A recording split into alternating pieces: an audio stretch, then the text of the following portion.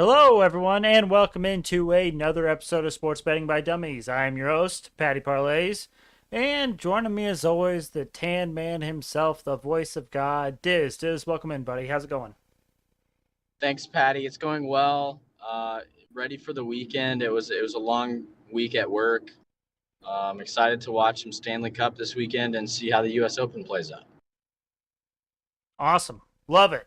And joining us as always, the faceless wonder, Tyler. Tyler, welcome in, buddy. Thanks, Patty. Rough night for me. Not Yes. not the outcome I wanted.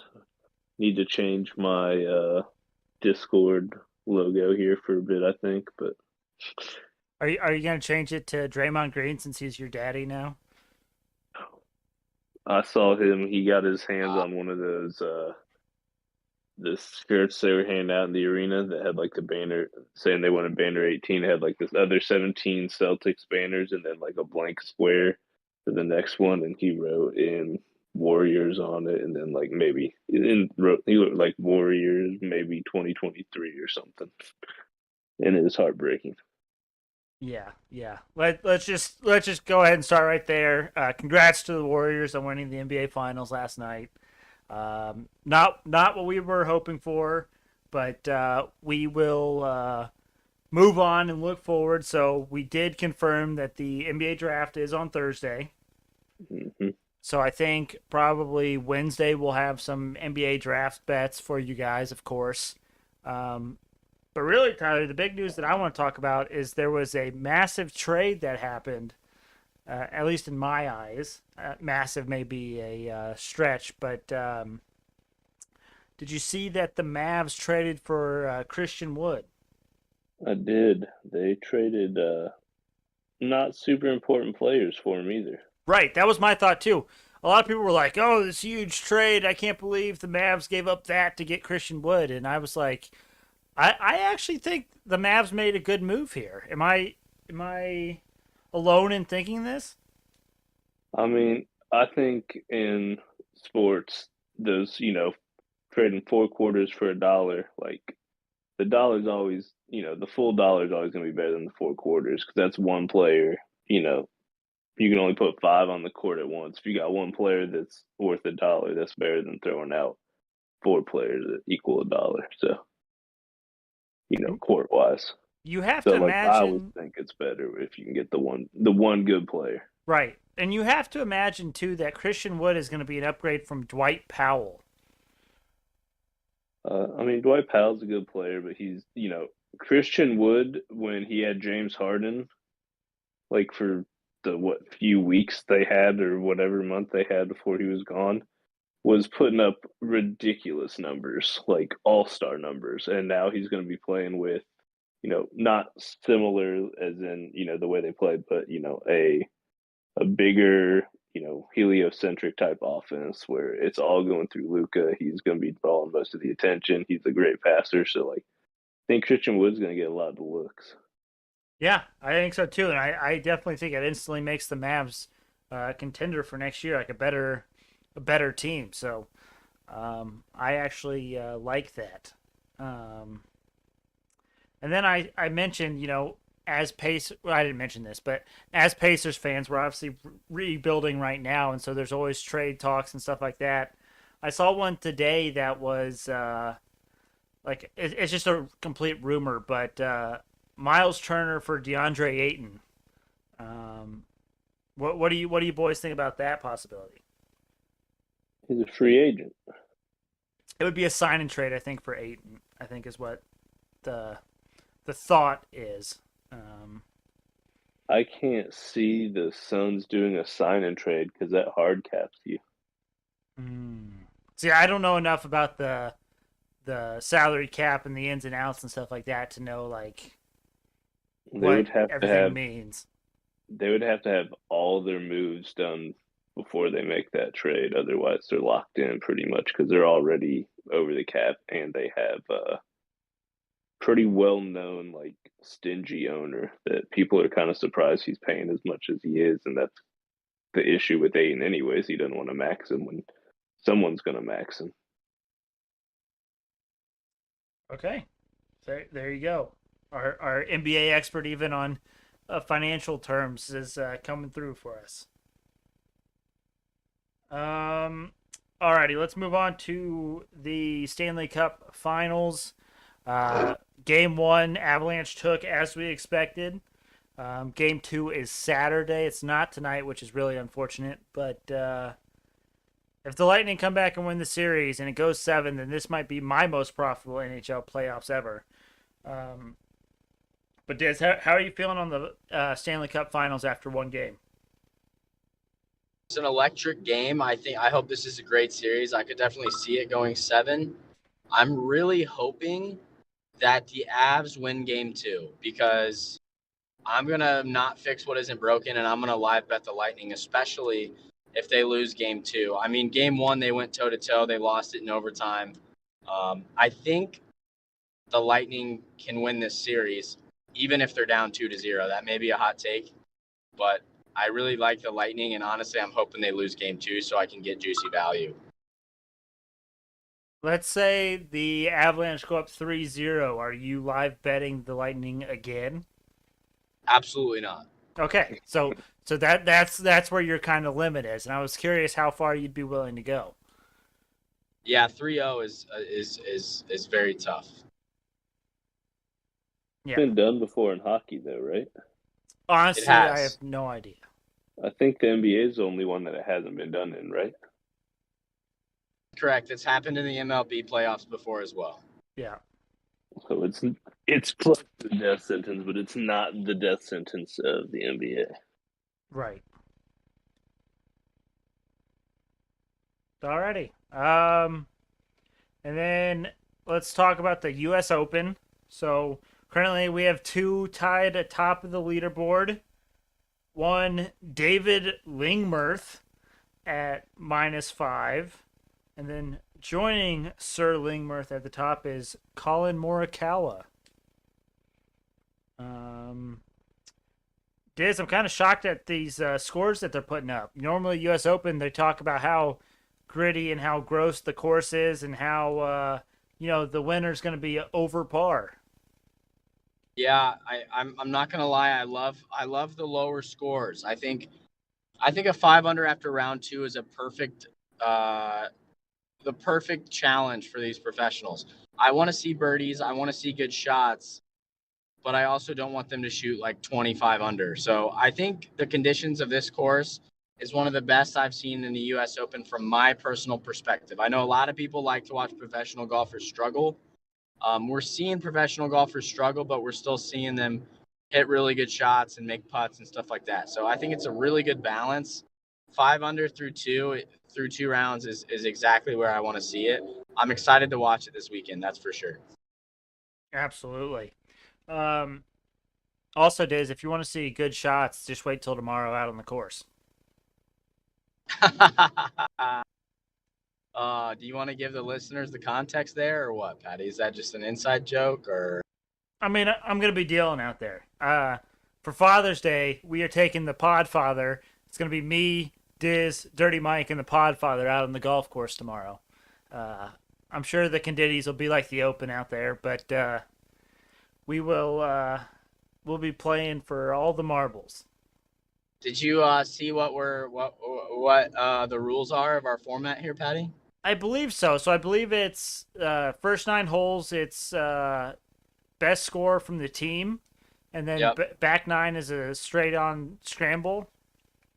Yep. And it's me and the Podfather. Yep. And we get 3 strokes per 9 holes. Yep. Yeah, you guys are done for.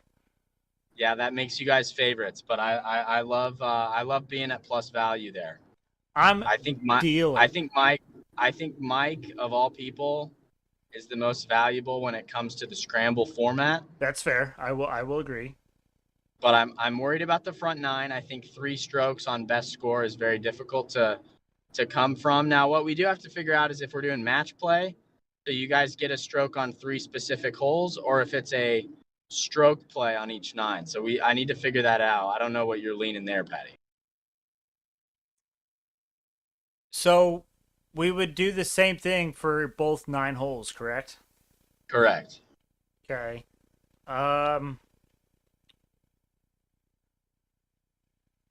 What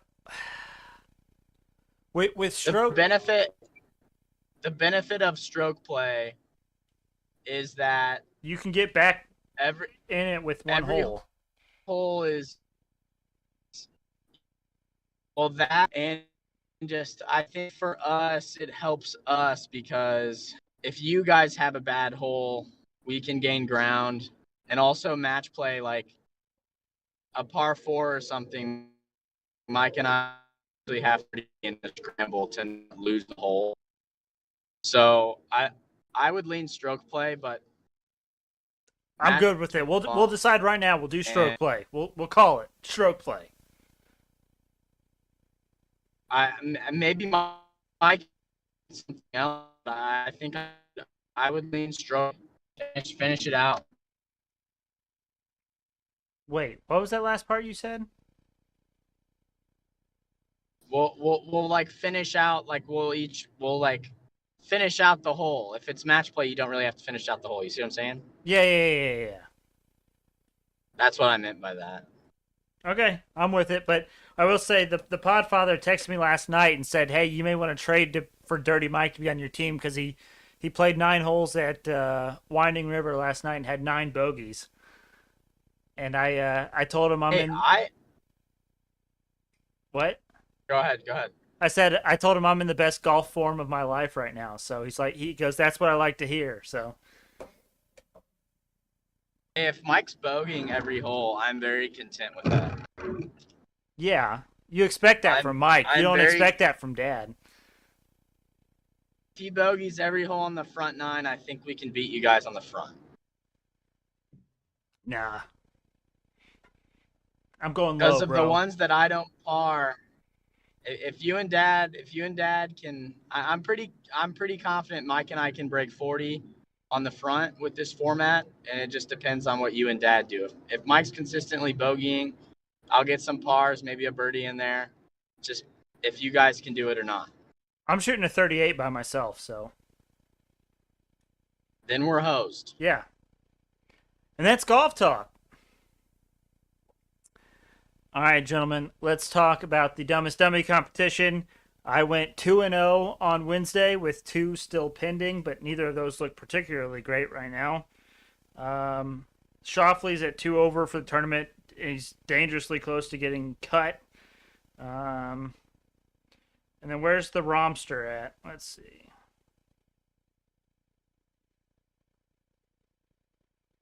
Rom is at 2 under, tied for 9th. So I could still sneak in a Rom victory there. So I still have some ones out there that could get me some. Dizz, how did you do on Wednesday? Yeah, I had 2 bets. One was a U.S. Open future, so that we're still waiting on that one. But then I had a same game parlay for game 1 of the NHL, which hit. It was only at -115, but nonetheless 1-0. Very nice. And then Tyler, I think you got smacked around by some of these boosts. Yeah, no. Hey, there's one still going. I haven't followed the golf tournament at all, so I don't know how it's looking. Fair enough. How's McElroy, Billy Z, and Tony Finau doing? McElroy was doing good yesterday. McElroy is tied for 14th, so he's at 1 under. The Z spot is tied for 21st at even. And then who else? Where's Finau at? What do you need? Do you need them to make the cut or what? Yeah, just make the cut. Finau is not going to make the cut. So Yikes. he actually already missed the cut. So you are then technically 0 for 4. Yes, sir. Damn. And my Phil Mickelson outright winner that I took as a joke, not looking great either, boys. No, that one is also gone. For me, so I took Corey Connors to miss the cut. He missed the cut. Who else was I looking at? Max Homa, right? Yes, sir. Those weren't dumbest dummy bets, but they were good. But they were bets I liked. Homa is at +1, but he's 2 over today, and he has about 8 holes left. So if he falls, I need him to fall. Let's see. I need him to fall 3 strokes in 8 holes. So, hey, crazy things have happened, but still pretty good with those. But in the Dumbest Dummy Competition, I am up 4.08 units. Dizz is up 4.65 units, and Tyler is up 2.7 units. No. Let's go. Tyler, do you want to start us off with your lonely boost for tonight? Absolutely. It is the MLB Happy Hour boost. Woo! Mets, Astros, and Dodgers all to win, and that is plus 330. Ooh, that is juicy. You gotta love the juicy ones. That is boosted from plus 230. So Ooh, even better. you hit a juicy one like that, it gets you feeling pretty good. So For sure. we'll see how it goes. I don't know anything about these teams. You said one of them doesn't have the starting pitcher announced yet, so that could be an issue. No, one of them is going up against a team that doesn't have a starting pitcher announced yet. So you might get a pretty good pitcher for that other team, or you might get a pitcher that's never pitched before. So you're not sure what you're getting yet for that team that they're facing. Give me that. Hopefully, whoever it is, they just magically have that position player from the Cubs that's been pitching lately play, because he's been giving up dingers. I'm with it. I hope for your sake that happens. Also, I forgot to mention this, but we might as well say happy baseball season, everyone. Now that Tyler mentioned that, a lot of people wait until the NBA playoffs end before they start betting baseball. So in that sense, for those bettors, today is the first day of the Major League Baseball season. So welcome. The water's great. Come on in. I need to. This is calling Rankle. If he's listening to this pod, he probably isn't. I need him to get back on the model. He's taken a couple weeks hiatus. He hit a cold spurt. I need the model back and alive because I have nothing to bet on, especially when the Stanley Cup ends. So Rankle, I'm calling upon you. Get the model back out. I need to make bets. Let's get back on the winning train. Could just take my bets. My bets have been hitting at an incredible clip. But if we bet the same thing, me those. If we bet the same thing, then there's no competition. True. Very true. I need to figure out a way to socialize my picks better. Because I make baseball bets every single day, but maybe see, I like the Action Network. I do. I also like the Pickett Sports app. Those are both good apps. I was gonna say post your Pickett ones because the first day I had Pickett, I saw all your baseball picks and it was sick. I don't know if you have to post them. I don't think so. I mean, technically, we're gonna do this live on air because this is great podcasting. Exactly. So if I come in here, Dizz, have you made any bets today? I have not. I made my one today, Pat. All right, so let's see here. What's your name on there? I referred you, but I don't even know what your name is. Let me see. W. Scott. The email. Let's see. Yes, sir. Ty W. Scott. Is that you? Yes, that is you. Okay, perfect. So I'm gonna follow Tyler. Also, I turned my notifications on, so every time you make a bet, I should get a notification that you made a said bet, and then I can jump on and follow you. Turn up. So, Diz, that's what I think we need to do. Go into Pickett Sports for everyone that wants to. Follow Patty Parlays at Patty_Parlays. If you're looking for baseball bets, I make them every single day. After I make them, I'll come in here. I'll make sure that I update the app, so then you guys will get notified that the bets are in, and then you'll have something to look at for bets. For all my Diz stands, mine is at all lowercase Stem Sauce, STEM sauce. I turned my notifications on for you too, Diz. So I appreciate that, Patty. So yeah, there you go. Pickett Sports. And that's PIKKIT if you're looking for it on the App Store. And I think I will also say, Picket is only for iPhones. it People is with only for Android, iPhones. people with Android phones cannot download the Picket app. Shout out to my guy Doug. I tried to get Doug on it. Doug is my gambling cohort in the office. He is not able to get the Picket app, and I told him, I said, Doug, the problem isn't that the app is only available for iPhone. It's the fact that you don't have an iPhone. Still blows my mind to this day. That's an argument for another time. But yes, it is not 2020. available unless you have an iPhone. I that goes out to our boy Ty too. Shout out Ty, but he's also an Android guy, and he can't get any of these fun gambling apps because they only work on iOS, Apple devices. Is that Chalkboard as well? Chalkboard's only iOS, right? Yeah. So RIP and peace to those who don't have an iPhone, but we all do, so we're fine.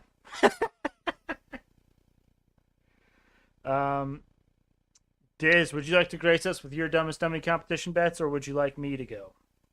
I don't have anything as of now. I was looking at game 2, which is tomorrow night. Nothing really I like. I would love to take Lightning money line, but like I said, the value, it's strictly a value pick. Lightning played phenomenal game 1, and they still couldn't pull it out. Like I said, I'm honestly hoping the Lightning lose so I can see the value of them winning the series down 0-2 again. So I'm away for now. I may look into taking the over or something, but I will shoot you a text. I will post it on the Picket app, and that would be my dumbest dummy. But as of now, I have no dumbest dummies. Okay, I'm with it. I have 4 for you, gentlemen. Like I said, it is baseball season, so I actually got 4 player props for you, gentlemen, tonight. The first one, our boy Hunter Green Dizz, over 7.5 strikeouts at plus 118. He's really come into his own of late. He's really starting to figure this out in the major league level. He has hit this number in 2 of his last 3 games. And Milwaukee actually ranks 7th worst in strikeout percentage against right-handed pitchers. And Green ranks in the 92nd percentile in strikeouts per inning. So I'm liking Hunter Green over on strikeouts. It's almost a guarantee at this point. And then sticking with strikeouts, I want Lucas Giolito of the Chicago White Sox over 5.5 strikeouts, and also at plus 106, so at plus value again. He has hit this number in 8 of his last 10 starts. The only thing I don't like about this is he's going up against a Houston team that actually ranks 7th best in strikeout percentage, so they don't strike out as much as I would like. But Giolito ranks in the 91st percentile as far as strikeouts per inning, so I just think this 5.5 number is too short. Now I've given you pitcher props. I'm going to batter props. Now I'm going Rafael Devers, 2+ total bases at minus 150. He has hit this at a 60% clip this season, including 4 straight. And he hits better off of righties, and Wainwright is pitching for the Cardinals tonight. So I like Rafael Devers, 2+ total bases. And then I also like Aaron Judge, 2+ total bases at minus 130. He has hit this at a 51% clip this season, so not as good as Devers. But he has hit in 3 of his last 4. He averages 2.4 total bases this season per game against the Blue Jays. And he is significantly better against righties, which he's going up against Ross Stripling of the Blue Jays. So those are my dumbest dummy bets for tonight, gentlemen. Patty Props is back, baby. That's right. All right, let's talk about group best bets, gentlemen. We went 3-0. Good on us. Good little clean sweep for us. We did that emotional hedge on the Warriors, so that was good money for us. And then our 3 balls, Shane Lowry and Z Spot came through for us. Hell yeah, good call. So as a group, we are up 6.36 units in the month of June. It's a good looking month so far, gentlemen. We're about halfway there. Let's finish strong. Absolutely. All right, what are we feeling here? Let me check out the MLB, since really that's the only thing we can look at. Was the over 6 scary for you guys in the Lightning Avs game too? Was it scary for us? What do you mean? I mean, there were 7 in game 1, and it went into overtime. Lightning haven't hit the over in a playoff game in a really long time. I didn't know if that worried people. I was hesitant to take it as well, but I don't know. That's the only thing. That's the only real bet I can suggest because I haven't touched the MLB today. Um, You I'm don't good. have to do it. I'm good with the over 6. Bucks on net. Yeah. Also, Ty's under 7.5 that he bet was a whirlwind of emotion from game 1. Did you see that, Diz? No, I did not. So when he bet it after the 3 goals were scored like right in a row, and so the live over under went to 7.5, and he got it like minus 130 or something, and it was going, and there was no goals scored until like the middle of the second period. But again, 3 goals in a row got scored, so we were halfway through the game and there were 6 total goals scored. I thought he was toasted, but then no one scored until overtime, so he ended up hitting that bet on under 7.5 live bet. Hell yeah, good for Ty. It was insane, but all right, let's see. Baseball. Do we dare try to do a Hunter Green over on strikeouts? I'm all right with that. Who are the Reds playing? It actually went down. You can now get over 6.5 at minus 136. We have to hammer that. Okay. I wanted to get it at 7.5 or 6.5, but it wasn't there this morning at that value. So definitely take the over 6.5 if you can get it. Hell yeah, let's ride it. And then let me see, what am I liking? Checking my notes, checking my stuff.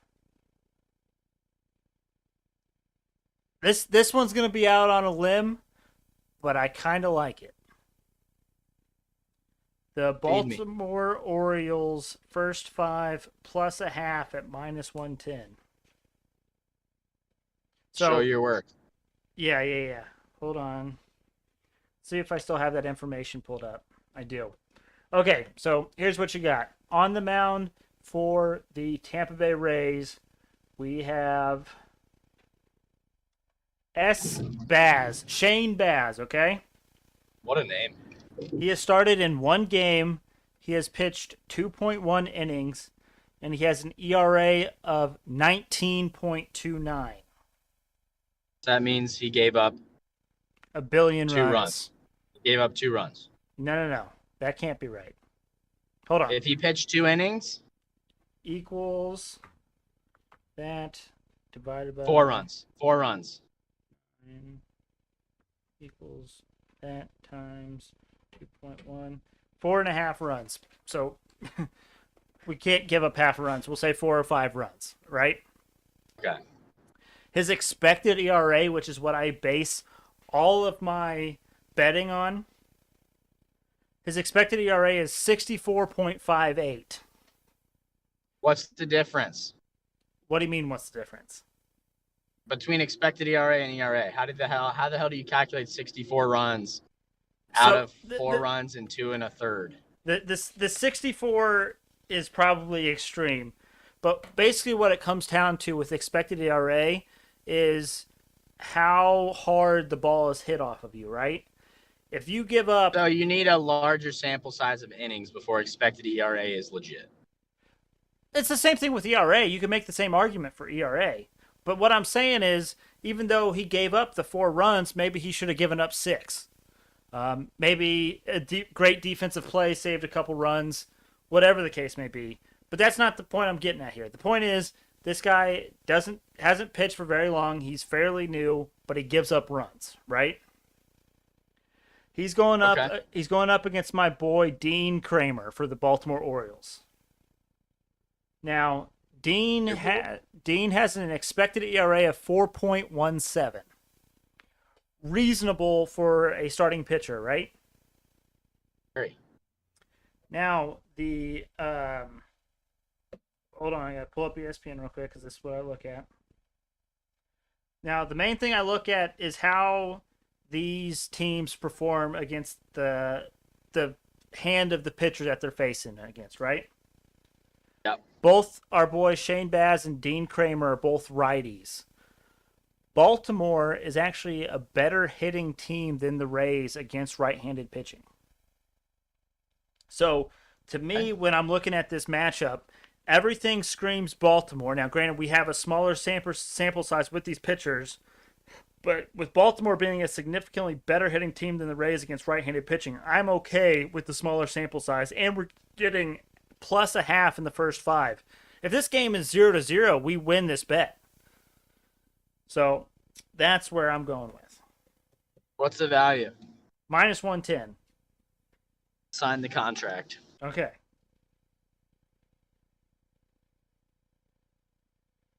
I like that research there, Patty. That's good shit. I do that same research for every single baseball bet that I take, for the record. I think you need to work more. I actually had today off. It was very nice. Tyler, do you have something to add or say? Nah, I mean, I was just using shout out the Picket app to look at my leagues I've done in the. I've only made money in the NBA and then the NHL. Other than that, I have not made money in any of the league I'm down. So this is not the season for me. Well, maybe that'll change. Maybe we'll change that around for you. But to recap, our group best bets, we're taking the Orioles first 5 plus half a run versus the Rays. Hunter Green over 6.5 strikeouts against the Brewers. And the Tampa Bay Lightning Colorado Avalanche over 6 goals scored. Love it. All right, gentlemen, that leaves just the Hail Mary parlay of the day. Today's is 1, 2, 3, 4, 5, 6, 7, 8, 9, 10, 11 legs in the MLB. Any guesses, gentlemen, as to what $1 can win you? $1 to win 471. Tyler? I read the notes today. Okay, so it is $1 to win $713.11. Now, full disclosure, this first leg has already happened, so if you take that off, you're probably getting like $400 like Dizz had guesstimated. But the first leg... I knew that. Huh? Yeah. I knew that. Yeah, totally. First leg that has already hit, we had Phillies game 1 of the doubleheader, first 5, minus a half run versus Nationals. That just cashed. And then we got Orioles, first 5, plus a half run versus the Rays. Hunter Green over 7.5 strikeouts. I would take it at over 6.5 right away. Giants, first 5, minus a half versus the Pirates. Judge to record 2 plus total bases. Rangers, Tigers, first 5, under 4.5 runs. Rafael Devers, 2 plus bases. Lucas Giolito, over 5.5 strikeouts. Twins, first 5 money line versus the Diamondbacks. Dodgers, minus 1.5 versus the Guardians. And Angels, Mariners, first 5, under 4.5. All right, gentlemen, anything we need to get off our chests before we call it a week? I think we should tease Monday as I'll break down how I'm going to do my over-under in the NFL. I'm going to have 2 over-unders, $50 a piece, and kind of show you how I'm going to do it. I don't know if you can share your screen on Discord. Are you able to do that? I know I can from a computer. I don't know if you can from a phone. I assume you can from a phone.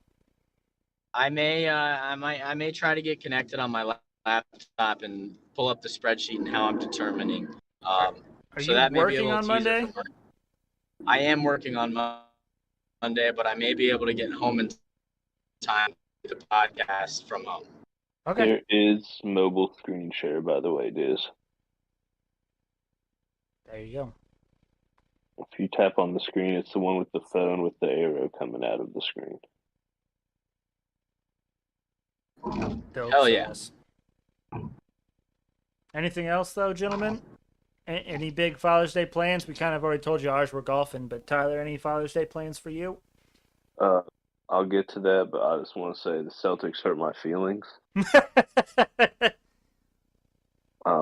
They got my hopes up and slashed them, and I don't think that was very nice of them. I concur, 100%. I was riding high with you there for a little while too, Tyler. You know, we had that bet that we took right before they started getting hot. That took them like $42 to win the whole thing, but some smart Yeah, hedge betting, and nice. we made some money off of it, anyways. Oh, I mean, I came out like $130 richer off this series or off this game last night. So, but I'm still sad. Father's Day, I'm just gonna have the fam over to the new place, grill out a little bit Ooh, for them. nice, very nice. Well, yes, happy Father's Day to all the fathers out there. You guys are great. We couldn't do this without you. We appreciate you. Um, Thank you all for listening. We also appreciate you. Make sure you check us out on Twitter and Instagram at SportsBetByDumb. Also, follow us on the Pickett app for our picks for when we are not live on air. Also, make sure you go to our YouTube. Go to Sports Betting by Dummies in the YouTube search. Look for the black and yellow logo. You cannot miss it.